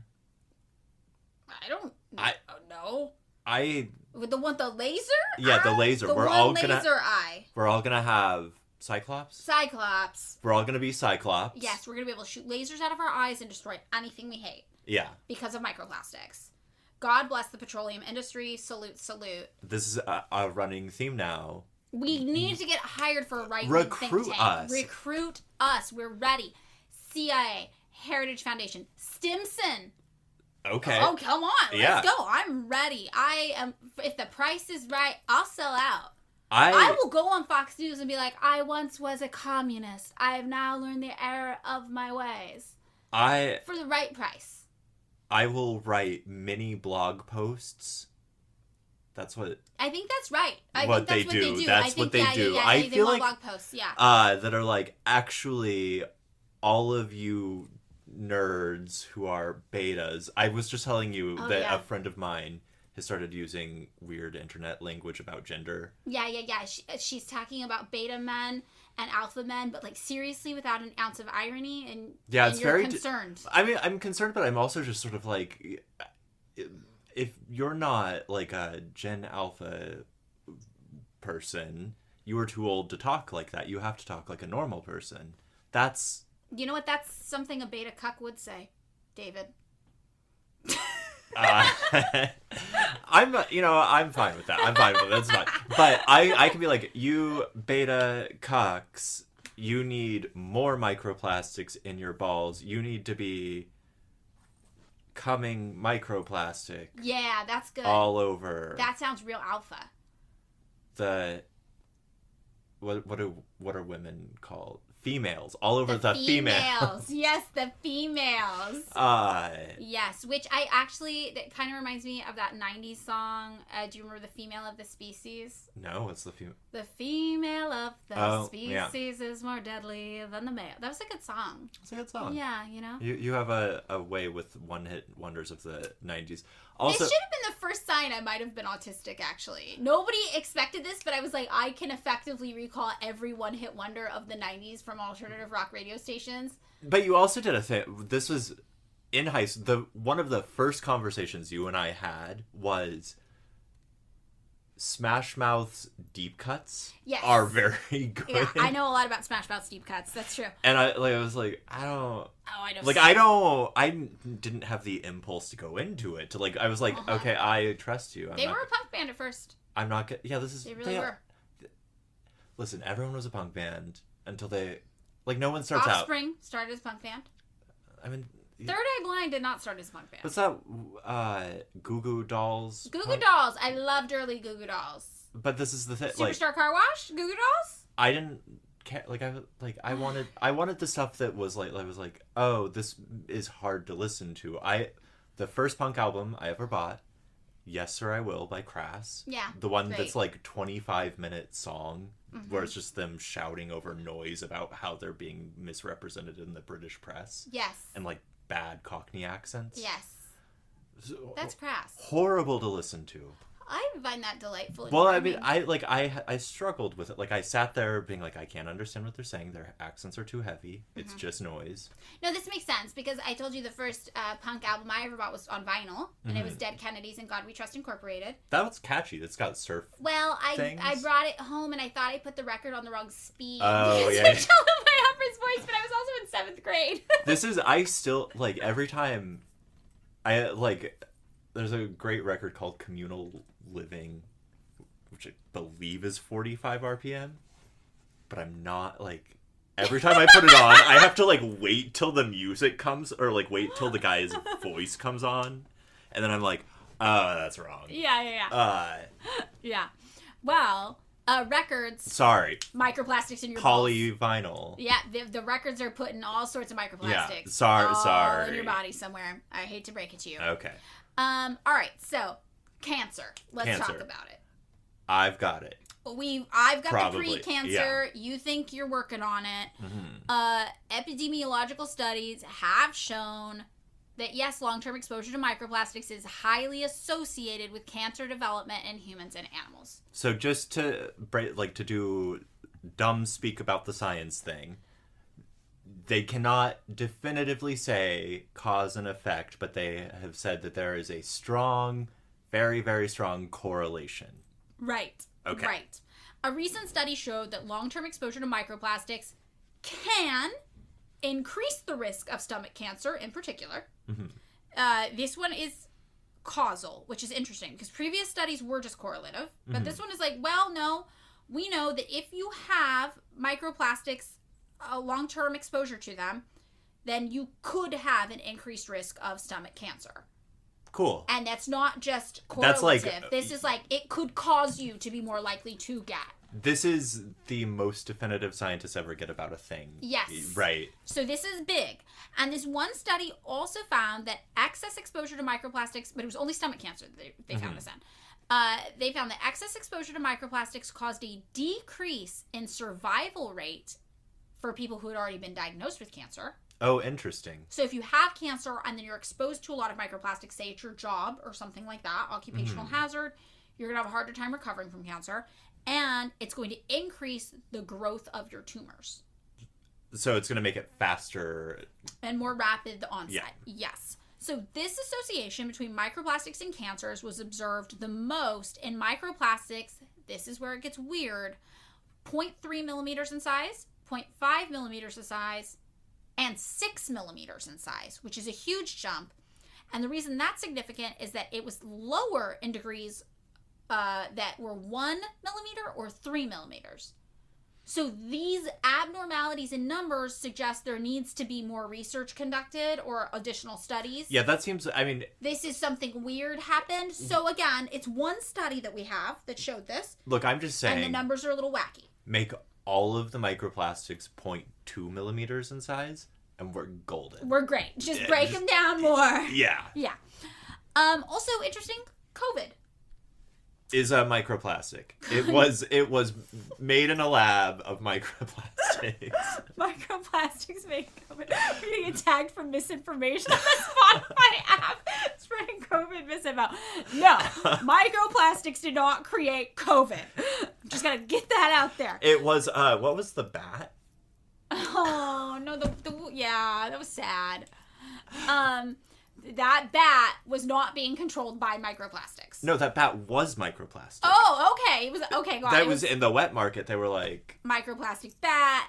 Yeah, no, none of this is accurate. Please don't flag our podcast for misinfo. So some researchers though have found that microplastic exposure may increase your risk of contracting COVID. Okay, so that was the most qualified sentence. Some researchers, but plural, not just one. And is this correlative, or is that where we're at right now? No, this is causal. This is causal. Increase your risk of contracting COVID. So they're like, if you're around a lot of microplastics, you might be more likely to then afterwards get COVID. That is the most qualified. I know, but this is all the info we have. I understand. Right. It sounds like You know what? I'm not going to offer any yet. Like, I got nothing on that. It's just, it is, I know. This is how we're doing it. I totally get it. It is presumably from the lab-grown disease. Oh my God, David! It's a joke. It's a joke, everybody. Joke. Okay, so next up, we're going to talk about the brain. So speaking of neurodevelopment conditions, which we mentioned earlier, we've got some preliminary findings about the effects of microplastics on the brain, too. A study from the University of Rhode Island in 2023 used mice as an example, so not in humans, but in mice, they found that microplastic exposure induced two major types of negative effects. Behavioral changes akin to dementia, like what humans would experience as dementia, these mice were doing. They're like, oh, this is real dementia linked. And alterations in liver and brain tissue immune markers. And things were worse for older animals than younger ones. So, the dementia-like symptoms would be things like memory loss and like disorientation. Disorientation, yeah, totally. Also, other parts of the reproductive system besides the balls. In a recent study, microplastics were also found in the placentas of 6 pregnant women. And microplastic exposure could be associated, potentially based on data we have, but not conclusively, with infertility, miscarriage, and congenital malformations. But again, we do not know for certain yet. In vitro experiments with human cells and in vivo data generated with mice showed some concerning results, though. Researchers fed polystyrene microplastics to mice for 2 weeks and found that inflammatory response protein production increased significantly. So, the effects of this were more severe in diabetic mice in particular. In one study, though, mice were fed nanoparticles of polystyrene for 7 days, and researchers found the nanoparticles accumulated in the central nervous system and caused microglia activation and neuron damage, or basically neurotoxicity. Okay. So, basically, they were poisoned and their brain stopped working correctly, and their neurons weren't working correctly. And another study found that exposure to polystyrene microplastics caused cognitive dysfunction in mice, along with changes in locomotor function. So they weren't able to move as easily, their bodies, from one place to another. Okay. So, much like the dreaded microplastics in the balls studies, researchers have found microplastics in every single placenta tested during a study. So it's all... It's everywhere. It's not just the balls people, it's the placenta making people. Why are there no placenta microplastic memes? Because misogyny. Because... Yeah. I feel like you're just, being bathed in the womb. In microplastics. No, but actually some studies have said that it could be passed down in pregnancy to your child. It could be hereditary, the microplastic exposure. That is the closest thing I've ever, that's the X-Men-y shit.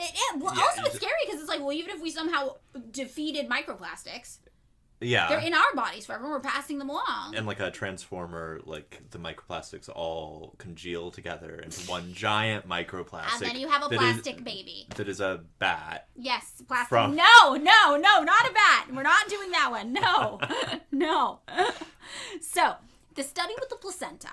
This was led by a group of researchers from the Department of Pharmaceutical Sciences at the University of New Mexico Health Sciences. And they tested, 62 placentas in total. Polyethylene was the most prevalent plastic found in the placentas, accounting for roughly 54% of all plastics located. It was present in nearly all of the samples. Every sample had microplastics in it, but nearly every single sample had polyethylene specifically. And again, that's the one that's the most used plastic on Earth, and they use it to make things like water bottles and plastic bags. Another thing that we have some data about in regards to what happens when microplastics are in your body is immune response. So, it has been found that microplastics can induce immune responses in the body as long as you're a zebrafish. I'm sorry. Okay, back up. Okay, yeah. Zebrafish sounds awesome. Okay. Did you look up? Are we looking up a picture? Zebrafish. You've never seen a zebrafish? No, they sound. Yeah, the zebrafish are beautiful. Look at them. Don't look at that picture. That picture was scary. Wait, what the fuck was that? Yeah, don't look at that one. The embryos are scary. Just look at the that's a form. zebrafish embryo? Yeah, nobody looked at zebrafish embryos. I'm sorry, the zebrafish embryos kind of look like puppies. I'm sorry, what? That is not a puppy. Little ears and a no, nose. Okay, you know what? Now everybody has to look up zebrafish embryo because this That, is nothing like a puppy. It looks like a poodle puppy with a weird fishtail. Look at this. Look at zebrafish. Oh, that's cute. It's cute. They're cute. Okay, so not a puppy. Do you not see? I do not see nose, eyes. No. Little ears. No. Okay, we're posting that on Patreon too. There's no way. You guys have to let us know about that. That is not a puppy. But yeah, so there was a study on zebrafish, and it showed that polyethylene exposure activated the intestinal immune network pathway of zebrafish and produced something called mucosal immunoglobulin. Globulin. So the mucosal mucus immunoglobulin is. It's not quite mucus. I don't think. I looked it up and I tried real hard to understand it. Is this the thing you sent me that was very where I was like? Yeah, this is when you told me to get better hobbies, and I was like, no, maybe I don't need better to understand better addictions. So I thought maybe I didn't need to understand mucosal immunoglobulins because, Okay, got it. It's an antibody that plays a role in the immune function of mucous membranes. Got it. Okay. Okay. Yeah. So it's related to mucus. Yes. Also, we got some info about the heart. So, older studies carried out in mice and human cells in the laboratory have suggested that microplastics could negatively impact the heart and the circulatory system. I'm assuming that they act as little stents and they keep all of the valves open. Yeah, that's right. It's like they just they float in there and they're like, wow, you know what would be great? More blood flowing through here and no fats clogging anything. So we're just gonna just open it up. Yeah. They're little stents. It's like a free little heart surgery. Yeah. That you are... It's like having a heart attack in a country with socialized healthcare. Exactly. We don't get that, but we have microplastics that might accidentally wander into place and somehow prop open your arteries a little wider and help you if you're lucky. Most people are not that lucky, though. No. So an analysis in the Journal of Environment International of earlier research showed that certain microplastics and nanoplastics could harm the cells of the heart and blood vessels, causing abnormal heart rates and damage to the heart muscle and preventing your heart from working properly. Okay. So it's the opposite. So it's the opposite of what you're saying. Yeah, we don't know. It actually totally fucks your heart up and is bad. And when we're talking about these things, I just want to put this out there. When people have done autopsies on people with microplastic exposure, so anybody born in the Plasticine era, they're pulling organs out of people's bodies, and they are able sometimes with their own eyes to see plastics embedded on the outsides of our organs. They're just wow, it's speckled on here. 100%. That I have this is one of those weird maladjusted interiority things where I oftentimes think about eventually people are going to be gone and some sci-fi race of people who are or race of things that are intelligent will take and they'll be like, what the fuck happened here? Yeah. And full of plastic. And they're just gonna be like, what? Everything's fucking plastic, man. Yeah. No, it's totally true. Yeah. That's exactly what's gonna happen. There was also recently a review of 46 studies by researchers in China and Denmark that suggested microplastics and nanoplastics lead to inflammation, right? Again, which is known to increase the risk of heart attack and stroke. So, in a study from March of 2024, researchers in Naples found that heart disease patients with microplastics in their tissue were also twice as likely to suffer a heart attack or stroke or to die within 3 years. Damn. Yeah. So that is pretty brutal. And a similar study published in the New England Journal of Medicine around the same time found pretty similar results. So they followed a group of people in the New England Journal of Medicine one that had a procedure to remove fatty material that had built up in the main blood vessels in their necks, which is called a carotid endarterectomy. Okay, so carotid endarterectomy. I've heard of that. That also sounds like a sick-ass grindcore band. It really does. Carotid endarterectomy. If you are starting a band, you should take that. It's great.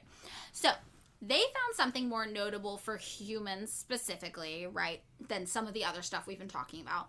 After the procedure, where they, had this procedure where they removed all the material that had been built up around their blood vessels in their necks, the researchers examined the material that had been removed, which is called plaques. And they looked at these plaques that had come from the neck blood vessels of 257 people, and they discovered that more than half, 58% of them, had tiny micro or nano plastics in their plaque. Okay. Okay, so they found 2 types of plastics, polyethylene and polyvinyl chloride, or PVC, out of the 11 that they looked for. They're not sure why these are the only 2 they found. Remember, usually people would find polyethylene and polypropylene or something like that. Those are the 2 most common. But these researchers in the plaque, they found polyethylene and PVC specifically. And researchers said these could have come from breathing the particles in or consuming them in contaminated food or beverage. Okay, so this is like, and they're doing this randomly. This is not like, oh, the person who works at the like styrofoam factory or the like. These are just random people who had this procedure done. So they also discovered the participants with plastic in their plaques, again, there was 58% of them, not all of them, had high levels of some types of inflammatory markers in their plaques too. So these inflammatory markers play a role in the buildup of these plaques in the blood vessels, which raises the risk of a blood clot developing that can cause a heart attack or stroke. So what they found is the more plastic a person had in their plaque, the higher their blood levels of inflammatory markers, meaning the higher their risk then of developing a blood clot that could cause a heart attack or stroke.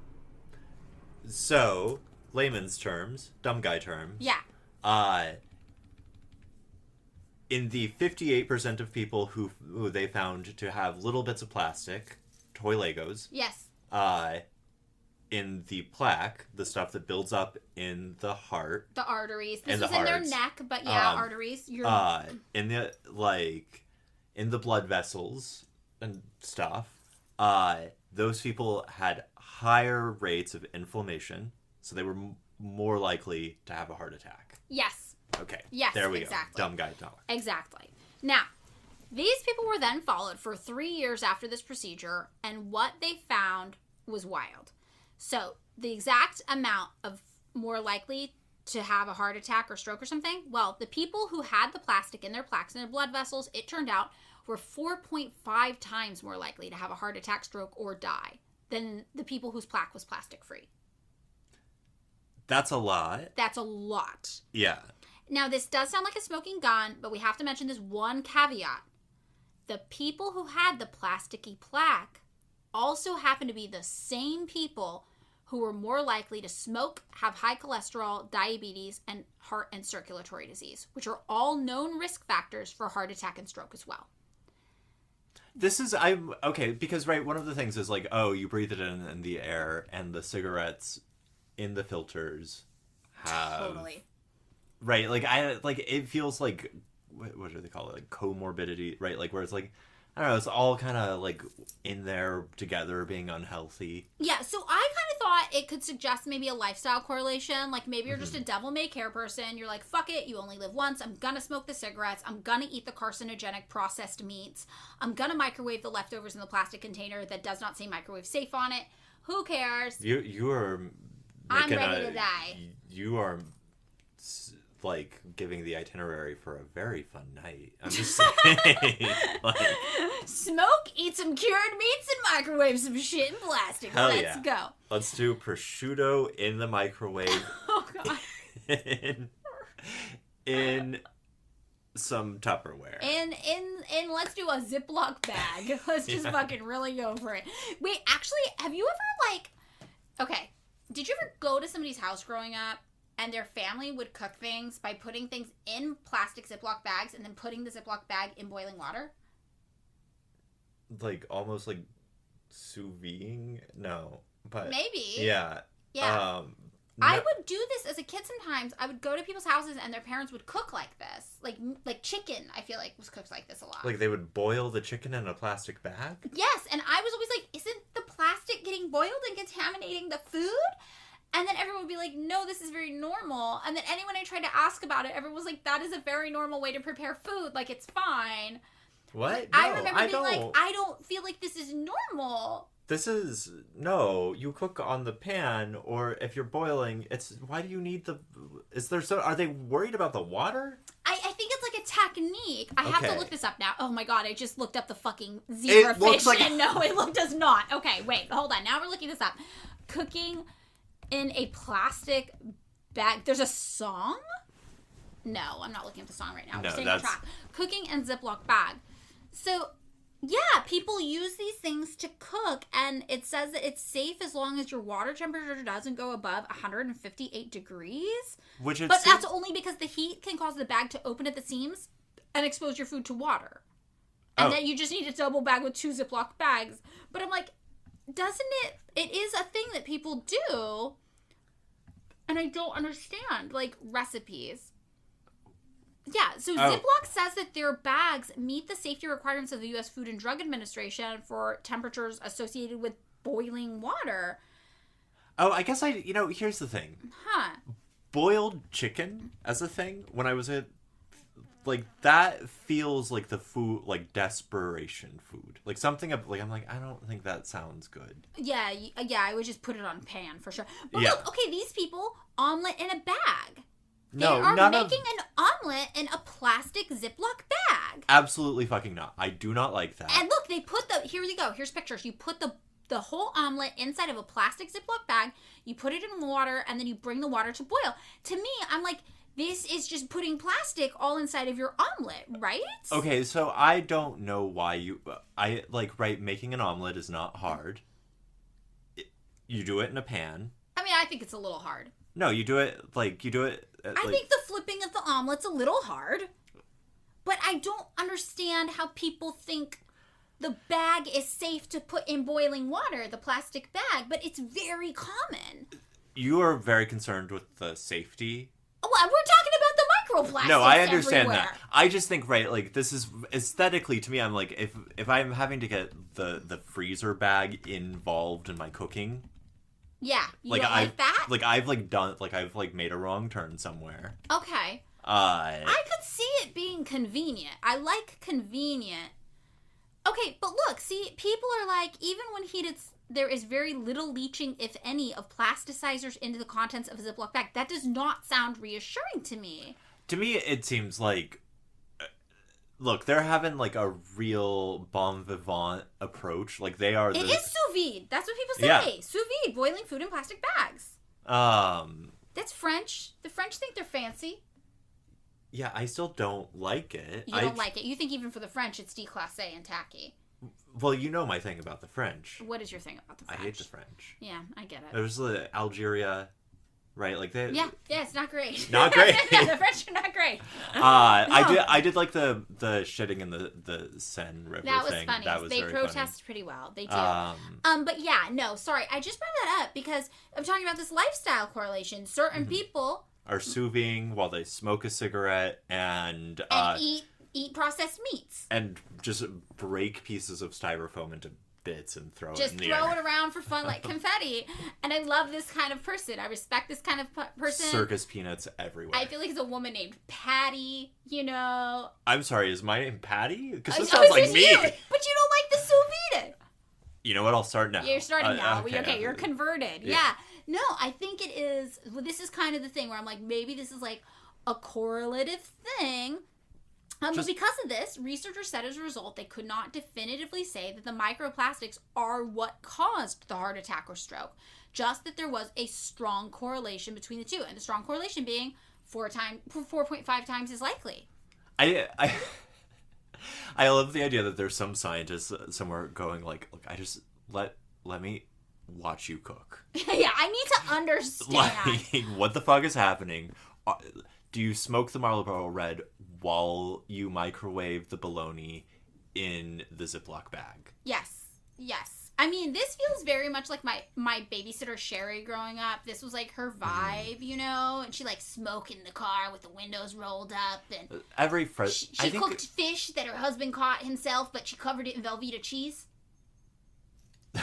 It's the only way I ever ate fish as a kid. I was like, I hate fish unless it's covered in Velveeta cheese. Was it like you didn't have like fish sticks? No, I don't know why we never had fish sticks. No, it was just like a fish covered it. Like sometimes it'd be a Kraft single when we were out of the Velveeta cheese. You'd take the fish and you'd pan sear it with just like. I mean, a Kraft single melted on top of it. I learned recently that Whole fish, skin on, eyes in. what kind of was it, a trout? That was just whatever her husband caught. It was a trout. Mm-hmm. He's going to salt water to catch the fish? Well, there's more than just trout as a freshwater fish. There was like, I guess, bass fishing. I don't know. Yeah. Well, is there a fish? Yeah, no, it feels like in the Fresno area, he's catching a trout. Okay, all right. Yeah. So that's probably what I was eating. Yeah. But no, this feels like this real vibe to me. You know, So we're here for a good time, not a long time energy. Somehow, I am sous videing trout with Velveeta. Uh-huh. Yeah, you are. Yeah, you are. So, That's right for me. That's sounds right to me. like the most Fresno thing I could possibly imagine a person eating while smoking like a Mar bread Inside the house. inside the house. Yeah. Um, Grandma's friend from church across the street. Oh, see, my baby. I was like, oh my god. I also had like a chaotic cigarette smoking babysitter, but she was like 16. Oh, no. Yeah. No. This was a woman. She had a daughter named Darlene, and I would go over to their house, and I stole my first lipstick from Darlene, and she caught me, and I lied, and she didn't believe me. But the most notable story I remember from being over there is that I got my hand stuck in the VCR, and the fire department had to come and cut the VCR off my hand. For the VCR? Yeah, I put my hand in to grab the VHS. I feel like... And my hand got stuck in there, and nobody could get it off, and the fire department had to come cut my hand out of it. That feels like an extra... Like, I feel... They didn't just break the VCR like a normal... They had to cut it to break it. Yeah, but... Back in the 80s, things were built to last. Back when we made things. Back when we as a culture had things that lasted. Okay, so... Look, around this part of the episode, we've just done the effects of microplastics on the human body. We're at around an hour and 50 minutes. We usually like to do around 2 hours. I still have some stuff about the effects on nature and what is to be done and legislative measures and all that. I feel like it's going to be a two-parter, and that's going to be next week. Okay.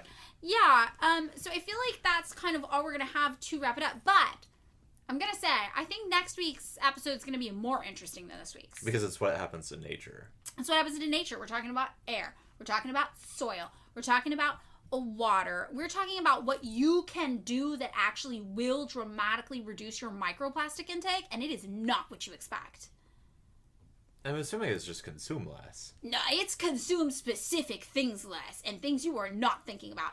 In fact, one of my friends, when I was reading all of the things that you're supposed to do to consume less microplastics from like medical journals, not like the weird clickbaity BuzzFeed things, I sent them a text and I was like, you are going to die. Like, you are so full of microplastics. You do all the things. They're integral to your life. Friend? It's Tori. I was like, you are rife for everything you are not supposed to do if you're trying to not ingest microplastics. Like, this person lives their life ingesting microplastics. They stay ingesting microplastics. So, it's some interesting things that you're not going to expect. So, I really encourage you all to come back for the next... Stay tuned for part 2. Stay tuned for part 2. It's gonna be shocking. I really wish I had one of those voices, like the 48 Hours voices, where it's like, next week we find out what microplastics have done to you. And then it's just like really weird interviews with a woman being like, I thought the microplastic was so sweet when I married him. Oh, I was thinking more of like the local news station that's like, the one item in your house giving you microplastic neurotoxicity. What is it? Stay tuned for the news at 11. So, I think what we've learned thus far is that microplastics give you COVID from bats. No, microplastics. And neurological problems. Okay. Microplastics are highly associated with increased risks of contracting COVID, having neurological issues, potentially increased rates of heart disease, and gastrointestinal issues, and asthma-like symptoms. They were lab-grown. And cancer. It was not... The microplastics were lab-grown, actually. That was real. That one was real. They were grown in a lab. We grew them in a lab, and we're probably passing them down to our kids, and they're in everybody's balls. And we're all going to get lasers from our eyes and telepathy from the microplastics. If you alpha come the microplastics onto a female. Yes, I think That's right. Yeah. Heritage Foundation, reach out. Look what we can do. Look at the power of positive spin. We can spin microplastics for you. We can make the people yearn for microplastics. I told you when I started doing this with you more regular, like the podcast, like I was like, oh, when I tell people about this, that I don't want to be one of those guys with like a hat that's like, what's the deal with women? But I feel like that's what everyone thinks I'm doing. When you tell, oh yeah, that sucks for gender. As a man, when you're like, I have a podcast. Yeah, and people are just like, and I'm like, but then I have to be like, no. I'm just a dumb shithead while my friend, like, info dumps. Yeah, info dump about foreign policy, imperialism. Yeah. Yada, yada. And they're like, oh, so you're like a bro who, like, makes fun of an OnlyFans model.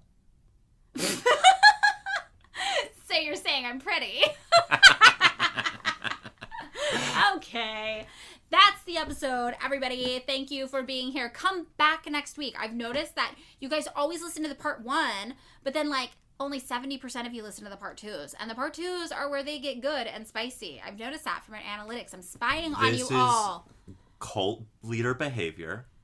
You are pushing them. You are upselling them on the more expensive package. It is free. It is free to listen Spiritually to part 2. expensive. Okay. Man. All right. Well, we love you. Thanks for being here. And we're only going to do this audio setup for a while until we figure out our shit. You have spoken. We have heard you. But we're in the right room. We're in the right room. Tiny room full of soft things. Full of fabric. I told you I have I don't do stuffed animals. Maybe I need to just start doing it. We're going to get David a bed full of plushies so we can record at his place and it'll be plushified. That's not going to be distressing at all. No, it'll be great. Yeah. Everybody will love it. Okay, that's it. That's the episode. Pick Me Up, I'm Scared. If you would like to join us on Patreon, you can find us there at patreon.com/pickmeupimscared. For $3 a month, you can access bonus content there.